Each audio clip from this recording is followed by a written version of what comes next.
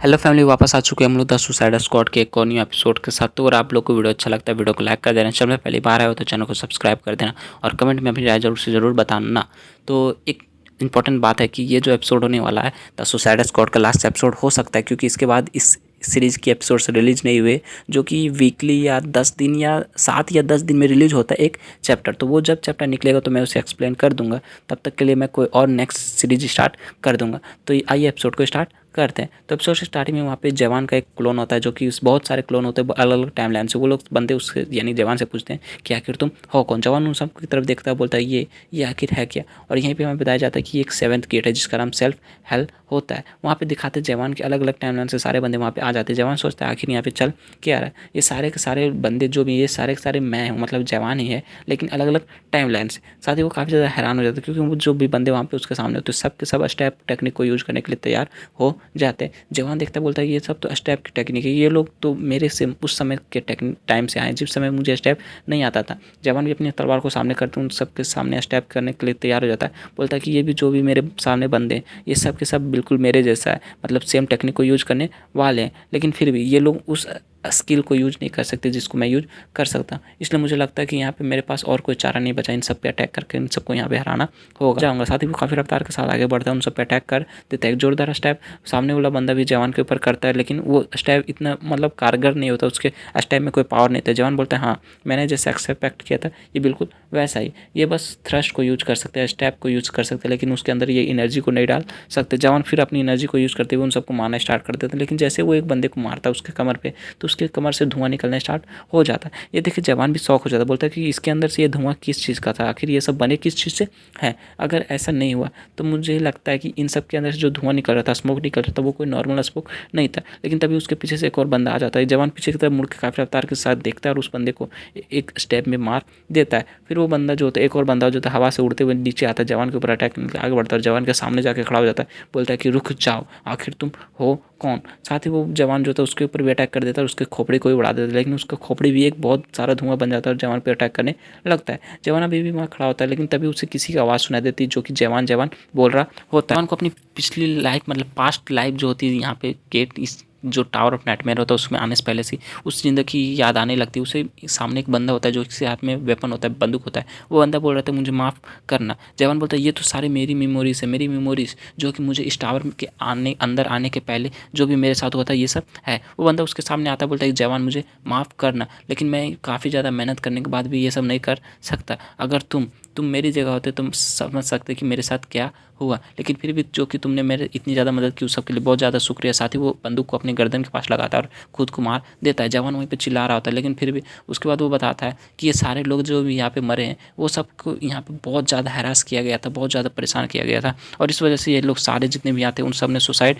कर लिया था। और इस पूरे मामले में बस मैं इकलौता बंदा था जो कि जिंदा बचा था, क्योंकि वहाँ पे इकलौता बंदा जवान था जो कि जिंदा बचा था। तो उस पर सब लोग शक कर रहे थे, लेकिन उस जितने भी वहाँ पे बंदे ने खुद के साथ सुसाइड किया था उन सब ने एक डायरी नोट बनाया था जिसके अंदर उन्होंने ये लिख दिया था कि जवान ने उन लोगों को हरास नहीं किया था। लेकिन फिर भी चूंकि जवान अकेला बचा था तो सबने शक करके इसे 15 साल के लिए जेल में डाल दिया था। जवान अभी भी सोच रहा था जेल में पड़े पड़े कि मैं उन सबको बचा सकता था, पर मैंने उन सबको नहीं बचा पाया। जवान बोलता है कि ये सब मेरे साथ उस समय हुआ था जबकि ये सिस्टम जो स्टार्ट भी नहीं हुआ था, ये टावर ऑफ नाइटमेयर का सिस्टम स्टार्ट भी नहीं हुआ था। उस समय भी मैं इस सिस्टम को काफ़ी ज़्यादा हेट करता था, इस पूरी की पूरी ज़िंदगी को काफ़ी ज़्यादा हेट करता था, और साथ ही उन सारे बंदे से वहाँ पे रियल टाइम में फाइट भी कर रहा था और सोच रहा होता है। लेकिन फिर भी मैं इस वर्ल्ड में कैसे आ गया मुझे पता नहीं चला, मेरे पास इतने सारे स्किल और स्टेटस कैसे आ गए, मुझे तो इस टावर ऑफ नाइटमेयर में आना भी नहीं था, फिर भी मैं यहाँ पे आ गया। लेकिन आज अचानक से मुझे ये सब याद क्यों आने लगा है, क्योंकि इन सब बातों के बारे में मैं तो भूल गया था। साथ ही उसे अपनी बहन, माँ, दोस्त, जितने भी स्कूल फ्रेंड होते हैं, जितने भी इस टावर ऑफ नाइटमेयर के अंदर आने के बाद जितने भी दोस्त बने थे उन सब की याद आने लगती है, जो कि उसको काफ़ी अच्छा फील करवाते थे। और जवान को एक अपनी बचपन की भी स्टोरी याद आती है, और वो सब को सोच सोच के वो उन सब के साथ फाइट भी कर रहा होता है और स्टेप पे स्टेप कर जा रहा होता है। बोलता है कि मैं इन सबको बचा सकता था पर मैं किसी को भी नहीं बचा पाया, मैं क्या ही कर सकता हूँ, पर मैं क्या ही कर सकता हूँ। ये सब सोचते सोचते वो वहाँ पर पड़ा होता है, लेकिन एक बच्चा जो कि वहाँ पे लेटा होता है वो भी जवान ही होता है। मतलब वो बोलता है कि आखिर तुम हो कौन। जवान ये देख के और ज़्यादा घबरा जाता है कि ये बच्चा जो कि जवान 3 साल का था उस समय टाइम का बच्चा है, ये यहाँ पे क्या कर रहा है। फिर जवान उसके ऊपर भी एक जोरदार स्टेप करता है, बोलता है कि मैं हूँ असली जवान, तुम लोग बस एक कॉपी हो। साथ ही उसके ऊपर अटैक करके उसको मार देता है और जवान जवान के आंसू बहने लगते हैं क्योंकि उसे सारी पुरानी बातें याद हो जाती है और वो काफ़ी ज़्यादा इमोशनल हो जाता है। लड़की बोलती है, अभी भी लड़की वहाँ पे होती है, सिरोन बोलती है कि आखिर ये कैसा एक्सपीरियंस रहा तुम्हारा 8 गेट ऑफ हेल्स के अंदर, कैसा एक्सपीरियंस रहा। जो भी अवेकन बंदे यहाँ पे आते हैं वो लोग कहते हैं कि सेल्फ सरेंडर को उन लोगों ने मास्टर कर लिया है, लेकिन यहाँ पे आने के बाद सब के सब हार जाते हैं। सिरविन अभी भी वहीं पे गेट के ऊपर बैठी होती है, बोलती है कि जितने भी नाइटमेयर्स होते हैं वो भी इस 7 गेट में आके अटक जाते हैं क्योंकि वो लोग खुद को मारने, मतलब कि उनके सामने जब खुद का एक परछाई आता है तो वो लोग उसको मारने में भी सुसाइड करने का महसूस करते हैं, इसलिए कोई भी यहाँ से आगे नहीं बढ़ सकता। लेकिन फिर भी तुम एक इंसान होते हुए भी इतना कुछ कर सकते हो। लेकिन हमें फिर बाहर का सीन दिखाया जाता है जहाँ पे बुढ़ा होता है, जवान को अभी भी उठा रहा होता है कि उठो उठो जवान उठो, तुम्हें इसने अपने काबू में किया, क्योंकि वहाँ पे दिखाते सिरंज होती है उसको पकड़ के बैठी होती है, उसके ऊपर काबू करके बैठी होती है और जवान बेहोश पड़ा हुआ होता है। वो अभी भी बोल रही थी कि तुम्हारा जो ईगो है वो काफ़ी ज़्यादा बढ़ गया था, मतलब कि तुम अपने आप को भी मारने के बाद एक बार भी नहीं घबरा रहे थे, अपने जो एक क्लोन था उसको भी मारने के बाद थोड़ा सा भी नहीं घबरा रहे।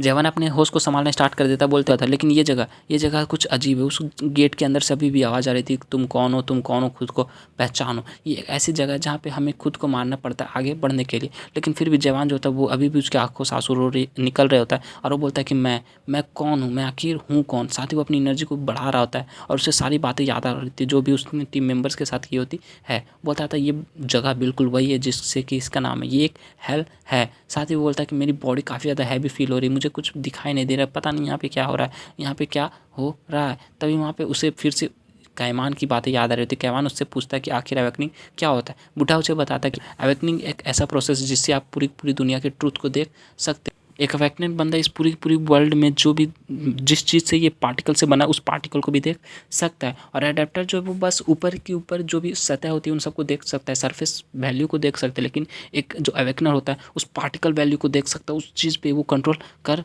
सकता है। और एक बार आपने अवेकनिंग के जो तीनों प्रोसेस है, तीनों स्टेज है, उन सबको कंप्लीट कर दिया, यानी सेल्फ सरेंडर तक कंप्लीट कर दिया, तो उसके बाद आपको एक चीज़ का ध्यान रखना होगा कि आप एक स्पेशल स्किल यानी नेगलेक्ट पे ना चला जाओ। नेगलेक्ट एक ऐसा प्रोसेस होता है जिसके अंदर आप इतनी सारी चीज़ों को एकदम क्लियरली देख सकते हो, मतलब उस पार्टिकल के अंदर के भी इतनी चीज़ क्लियर देख सकते हो जिसके बाद आप कुछ देख ही नहीं पाओगे, वो आप अंधे हो जाओगे। समझ सकते हैं, मतलब एक लाइट होता है उसको हम लोग देखते हैं तो देख सकते हैं, लेकिन वही लाइट अगर बहुत ज़्यादा बढ़ जाता है तो हम लोग को कुछ दिखाई नहीं देता, उसी को नेगलेक्ट कहा जा सकता है। ये मतलब आप समझ रहे हो ना। जवान बोलता है हाँ अब मुझे सारी बातों की समझ आ रही, ये नेगलेक्ट है जिसके बारे में बुढ़ा बात किया करता था, लेकिन फिर भी मुझे लगता है कि अब मैं यहाँ पे काफ़ी जल्दी अंधा होने वाला हूँ क्योंकि मैं यहाँ पे अभी किसी भी चीज़ को सेंस नहीं कर पा। लेकिन क्या इन सब का कोई मतलब बनता है, क्या ये सब अब मैटर करता है? चूँकि मैं इतने दूर आ गया हूँ और मुझे जितना कर पा रहा था, मेरा जितना बेस्ट था मैंने अपना बेस्ट दिया। कोई भी यहाँ पर इतनी दूर तक नहीं आया था, कोई भी अवेकनर बंदा इतनी दूर तक इतने आगे तक नहीं आया था। एक्चुअली बात ऐसा है कि जवान को अपनी सारी बातें याद आ जाती, बोलती कि मैं ये कहना चाहता हूँ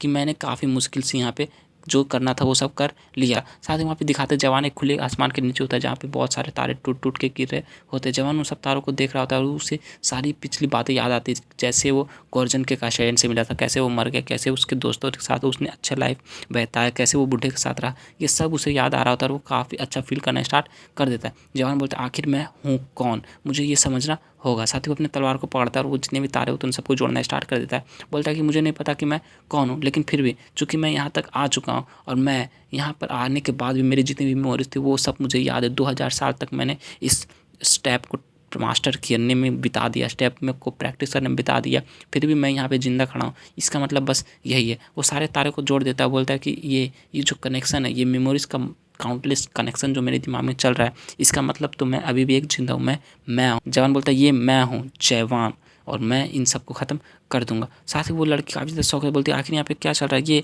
ये 7 गेट। तभी वो शौक जब अपने मुंह पे हाथ रखते बोलती कि ना, साथ ही वो बोलती ये रिबॉन्ड वाला प्रोसेस है, ये जवान ने इस गेट को भी पार कर लिया। साथ ही जवान अपनी एनर्जी को रिलीज़ करता है जिससे कि वहाँ बहुत ज़्यादा एनर्जी प्रेशर बढ़ना स्टार्ट हो जाता है। जवान बोलता है कि मैं यहाँ पे 2000 सालों से इस जो स्टेप है इसको प्रैक्टिस कर रहा हूँ और ये छोटे मोटे ट्रिक्स मुझे हरा नहीं सकते। साथ ही वहाँ पे जितने भी 7 गेट होता है, 7 गेट जो सेल्फ हेल होता है वो सब डिस्ट्रॉय होना स्टार्ट हो जाता है। और बोलता है कि चलो आज मैं इस आधे यानी कि 3rd stage of awakening self surrender के आगे जाके देखूंगा कि अब क्या होता है, इसके बाद अवेकनिंग का कौन सा प्रोसेस होता है। लेकिन चूँकि अब मैं यहाँ पे आ चुका हूँ, साथ ही उसके सामने एक गेट होता है जो कि द 8 गेट होता है, द 8 गेट ऑफ हेल का आखिरी गेट होता है। वो बोलता है कि सबसे पहले मुझे इस जगह से निकलना होगा, इस लास्ट गेट को तबाह करना होगा। और इसी के साथ जो हमारा ये एपिसोड होता है, ये एपिसोड भी यहीं कंप्लीट हो जाता है। तो अगर आप लोग का एक्सप्लेनेशन अच्छा लगा तो वीडियो को लाइक कर देना।